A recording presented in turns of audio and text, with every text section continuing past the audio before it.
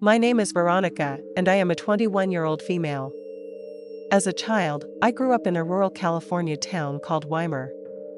In Weimar, there is an old tuberculosis institute with a graveyard about a mile into the woods. There are hundreds of graves, and only about 50 of them have names on them. Anyway, when I was roughly around 8 years old, I used to walk around that graveyard by myself and meet my friend Eleanor, who was also about my age. We loved it because it was so quiet. It was like we had our own little oasis where no one else would be but us. I realized, looking back, that this was a bit weird. There were never any birds, no lizards, or any wildlife. Nothing would ever cross the fence line. After a while, I got bored and decided to sneak out and play with my friend at night one time. When we met up at the graveyard, it was about 11 p.m. She was already there waiting for me, but something seemed off. She was scared, and as I got closer she whispered, "Run, need to run. Whatever you do, don't turn around or it will catch you." I was alarmed by this, and asked her if everything was okay. She vanished, and all I could see was a deer standing about 100 yards away. As I watched, it looked at me and stood on its hind legs. It was then that it started to, I don't know how to explain it, maybe change. I felt absolute terror as this thing's top head turned humanoid. Its arms were unnaturally long, with talon-like claws. Its face stayed similar to a deer's, but its eyes were blood red and glowing. Its teeth were long and needle-like, blood was dripping from its antlers. I was frozen in fear, not knowing what the heck I was looking at. It started to charge at me at an insanely fast pace. I started running, but needed to be faster. It caught up to me very quickly and knocked me to the ground. Then it smiled this evil grin, and it started to claw at me. Luckily, I rolled out of the way just in time. I managed to get up and start running, but I ran into a tree. Pain as I fell to the ground again. Before I could look back and see this creature coming toward me, Eleanor appeared behind me and started throwing rocks at the creature. It screeched in anger and started chasing her. I took this opportunity to run home. Blood was trailing behind me, and apparently I had hit my head much harder than I thought because I was very woozy and there was blood all over my hands. When I got home, my mother drove me to the ER and I underwent 6 hours of testing and all that good stuff, got multiple to 9 yards. I have never returned to that unholy place. I don't know if I'll ever go back to that cemetery, but thank you for reading my story, and if anybody has any idea what this creature could have been, please let me know. My name is Pam and I'm from North Mississippi. I have a paranormal story to share for you. It's not the most scary, but it's actually kinda creepy. Sometimes though, when I think back on it, it gives me a good laugh. Anyway, I used to live beside an old cemetery when I was a child. Some of these graves were from the 1800s, and they were pretty cool. My house was across the street from the cemetery and my family, and I experienced many events during the 12 years we lived there. We witnessed a large orange gaseous ball roll out of the cemetery gates and down the street before dissipating. We did learn that many people would see these strange gases rising from the cemetery. It was scary and weird. Also, when returning from dates, my sister would frequently see a man standing beside our house. And there was never any sort of footsteps or any sign that somebody had been standing or walking around the house at all. There were also many nights that the garage door would shake and rattle to the point that it seemed whoever was trying to get into the house would rip the door off the hinges. Again, my dad would go outside and never see a thing. He'd even try slipping around the back of the house in complete darkness, being super quiet to try to sneak up on anybody who may be there, but when my dad would enter the garage, it would go entirely quiet and there was never a single soul around. Every night, my mom would lay my clothes out for school, but occasionally, I'd have one shoe missing. Everything would be precise as my mother left it the night before, except for that one shoe. We would always find it in the most strange of places. We knew none of us would put it in those areas, because most of the time none of us could even reach it. But, let me get to the funny story I guess. First, I have to give you a bit of setup. My mom and dad had some great friends who had kids the same age as my sister and me. All their kids had children around our ages, so my dad fixed us a playroom in the basement with all kinds of fun stuff for us kids to do.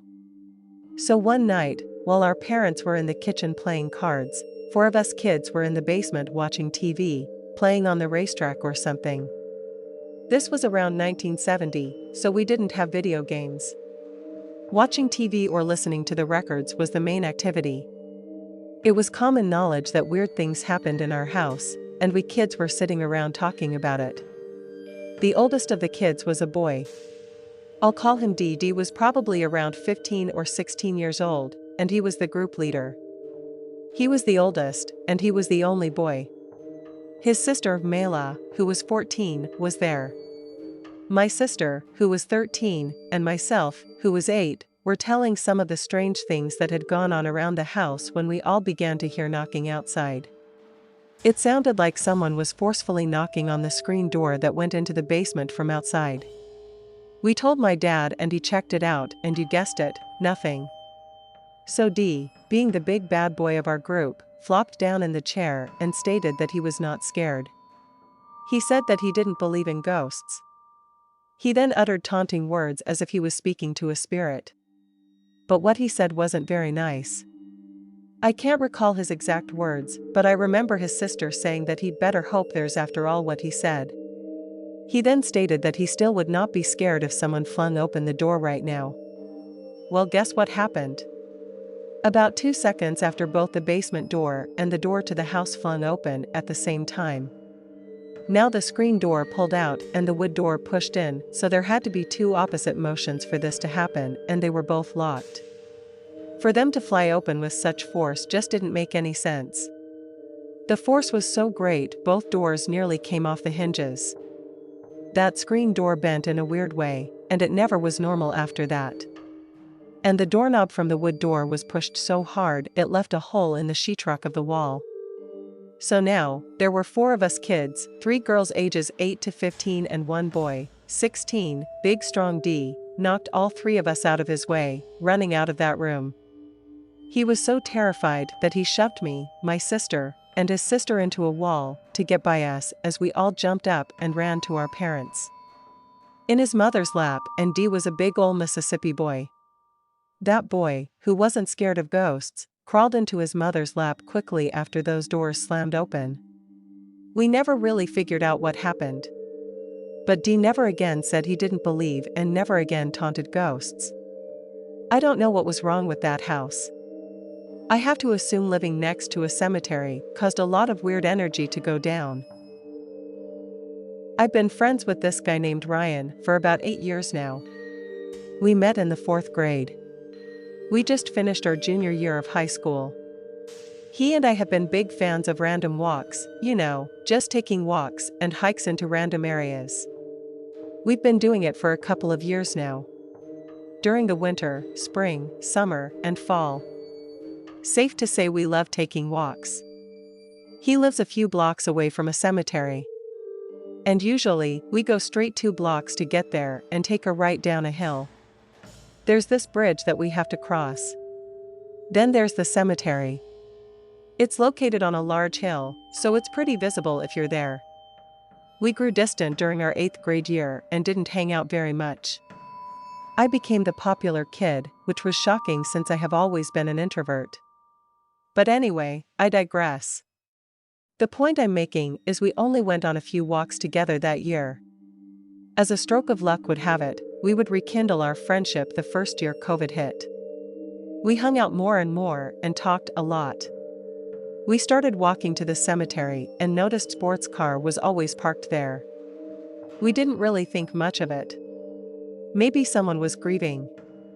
It's a cemetery after all. We continued walking there, and the yellow car was at the same spot every single time we went. The lights were always turned off.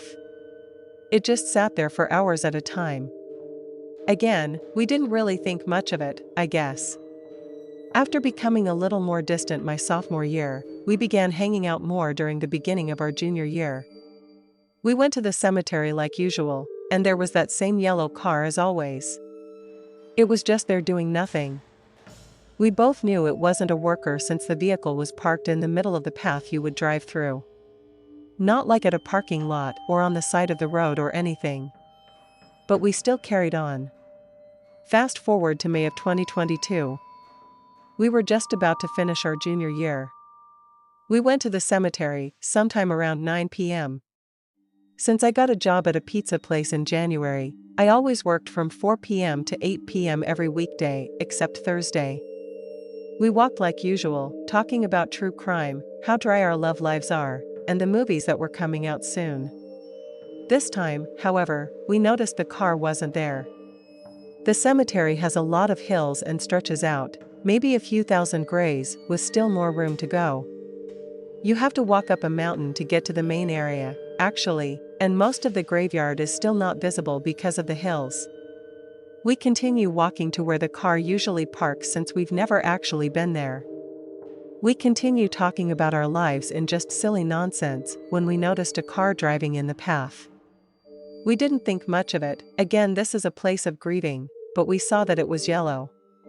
When it came close to us, the same type of headlights, same license plate, it was dark then.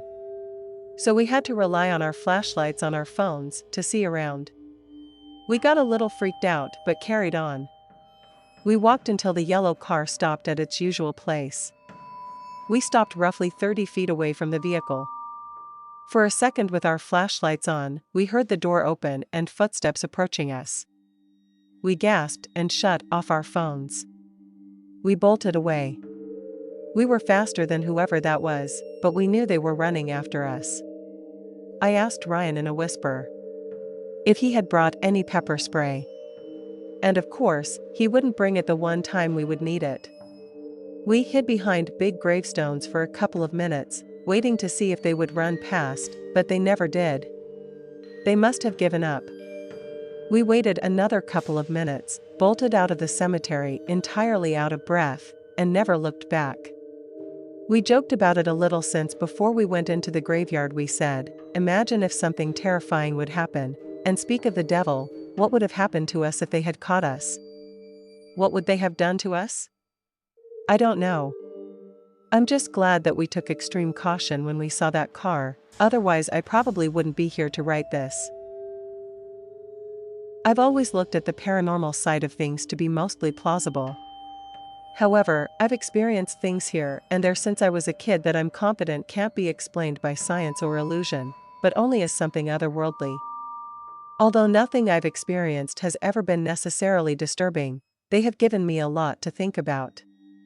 One of these was the most personal and long-lasting experiences I've ever had, and this took place in May of 2014.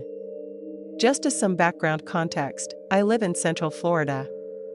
Of course, towns and other areas like to try and brush over the dark history and even erase it by building over top of it, trying to rewrite the narrative around it to be harmless and seemingly squeaky clean. In reality, Florida is the most southern state you can get. The Klan manifests destiny, Civil War battles and skirmishes, Native American tribe displacement and eradication. Well, I guess you could say attempted eradication because obviously the Seminoles are the only unconquered people, but I digress. If you ask the right people, some of the popular tourist attractions around me will tell you the truth about the atrocities there. So yes, it's likely that most of this state has some activity. At the time, I was in the 7th grade and throughout the year, I had heard about my friend Bryce, who lived out on the beach in a 4-story house. He had the entire attic and top floor to himself. The beach would be another 250 yards out from his house. And next to his house was an empty lot followed by an old graveyard, then apartments and housing. The headstones mostly faced towards the beach, but its entrance was towards the street behind it. I believe this graveyard was one of two things, but I can't remember for sure. It was either formerly a slave graveyard from Civil War times that turned into a segregated graveyard until the 1900s, somewhere between 1900 and 1909, or a Native American graveyard from the displacement projects or wars in the 1810s to 1850. I'm leaning towards the latter though, because I've never been able to find out more about this graveyard. Bryce had told me about one night he couldn't sleep or something of the sort, and he looked out his window into the pitch-black night to see a set of blue, glowing eyes looking at him from the graveyard. I would like to know what time of night it was. This had likely happened because the graveyard was in the process of being built over. They were laying foundations and uprooting the graves. They were just removing the headstones for most of it though. They weren't even actually taking the bodies or the bones and moving them, just the stones. Bryce was also a bit naive, but I never got the impression from him that he'd lie about something like this. I was intrigued and wanted to see it for myself. I finally got my chance on May 14th of 2014 on the last day of actual non-exam filled school. When we went on a field trip to a local theme park and ended the day having a party on the beach at Bryce's house. During this party, I made sure to get him to take me over to the side so I could go see it. He left me for a while. I looked at it and took out my 4 emergencies hand-me-down phone and took some pictures as I had seen others do online. I truly regret to this day trespassing onto it and looking at these gravestones remaining, but my 13-year-old self didn't think that nothing could happen, you know? During the time I was taking these pictures, I did notice some people walking by on the street, but I'm sure no one was there by the time I took the pictures and left. I didn't see anyone at the time and went about the party. When I got home and looked over the pictures, I found that there were 3 pictures that I took that clearly had a couple of people in them standing near the front of the gates.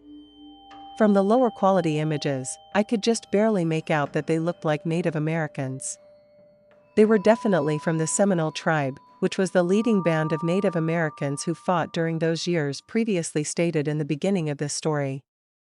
I always planned to move those pictures to a different phone over the last 8 years, but only a few weeks ago, back in November, did I remember about these at all. I guess I deleted these pictures or lost them sometime along the way, and of course I know this cliché, but just know they weren't anything special. But I had a weird and genuine, strange experience in a graveyard. This happened to a friend of mine this past summer and myself. We decided to go to a more miniature graveyard out of town, maybe 20 miles away or so. He wanted to go to his uncle's gravestone and try to talk to him. I believe we did attempt to contact him in some way. We of course wouldn't trust just any spirit talking to us, and we didn't. We finished up our visit and eventually made our way back to the parking lot to start the truck, and as I tried to put it into drive, it just wouldn't move. It was not shifting anywhere out of park. Mind you, it's near 2 a.m. or so. It's in the middle of the night, pitch black, in the middle of nowhere. Diagnosed the issue at the truck without finding any reasonable problems. At this point, the spirits in the graveyard are mostly leaving us alone. We called our buddy, who was nearly 40 miles out from us, to come pick us up.